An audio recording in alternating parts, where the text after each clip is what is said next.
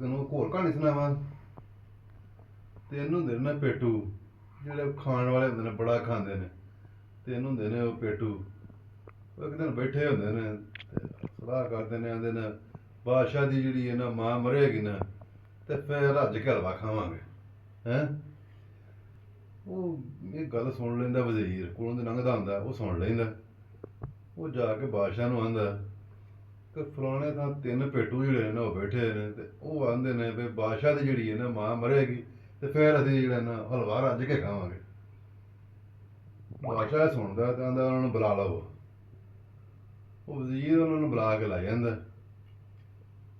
ਉਹ ਆਂਦਾ ਪਤਾ ਲੱਗਾ ਹੈ ਤੁਸੀਂ ਜਿਹੜਾ ਨਾ ਆਂਦੇ ਕੋਈ ਬਾਦਸ਼ਾਹ ਦੀ ਮਾਂ ਮਰੇਗੀ ਤੇ ਰੱਜ ਕੇ ਹਲਵਾ ਖਾਵਾਂਗੇ, ਤੁਸੀਂ ਮੇਰੀ ਮਾਂ ਨੂੰ ਛੱਡੋ ਤੇ ਮੈਂ ਤੁਹਾਨੂੰ ਰੱਜ ਕੇ ਹਲਵਾ ਜਿਹੜਾ ਨਾ, ਤੁਸੀਂ ਕੱਲ ਆ ਜਾਇਓ ਤੇ ਤੁਹਾਨੂੰ ਰੱਜ ਕੇ ਹਲਵਾ ਜਿਹੜਾ ਨਾ ਉਹ ਖਵਾ ਦਿਆਂਗੇ। ਅਗਲੇ ਦਿਨ ਬਾਦਸ਼ਾਹ 2 3 4 ਦੇਗਾਂ ਜਿਹੜੀਆਂ ਨਾ ਹਲਵੇ ਦੀਆਂ ਉਹ ਪਕਾ ਕੇ ਤੇ ਇੱਕ ਖੁਰਲੀ ਦੇ ਵਿੱਚ ਨਾ ਭਰ ਕੇ ਖੁਰਲੀ ਤੇ ਬੁਲਾ ਲੈਂਦਾ ਉਹਨਾਂ ਦਾ, ਆ ਜਾਓ ਬਾਈ। ਉਹ ਤਿੰਨੇ ਜਿਹੜੇ ਨੇ ਨਾ ਉਹ ਉੱਥੇ ਜਾਂਦੇ ਨੇ, ਤਿੰਨੇ ਸਾਈਡਾਂ ਤੇ ਬਹਿ ਕੇ ਤੇ ਖਾਣ ਲੱਗ ਪੈਂਦੇ ਨੇ। ਜਿਉਂ ਖਾਂਦੇ ਨੇ, ਜਿਉਂ ਖਾਂਦੇ ਨੇ, ਜਿਉਂ ਖਾਂਦੇ ਨੇ, ਵਿੱਚੋਂ ਖਾ ਖਾ ਕੇ ਨਾ ਤੇ ਇੱਕ ਜਿਹੜਾ ਪੇਟੂ ਹੁੰਦਾ ਨਾ ਉਹ ਡਿੱਗ ਕੇ ਮਰ ਜਾਂਦਾ। ਥੋੜੀ ਦੇਰ ਬਾਅਦ ਨਾ ਦੂਸਰਾ ਪੇਟੂ ਜਿਹੜਾ ਨਾ ਉਹ ਵੀ ਡਿੱਗ ਕੇ ਖਾ ਕੇ ਮਰ ਜਾਂਦਾ। ਤੇ ਤੀਸਰਾ ਜਿਹੜਾ ਨਾ ਉਹ ਪਿੱਛੇ ਬਹਿ ਕੇ ਤੇ ਰੋਣ ਲੱਗ ਪੈਂਦਾ।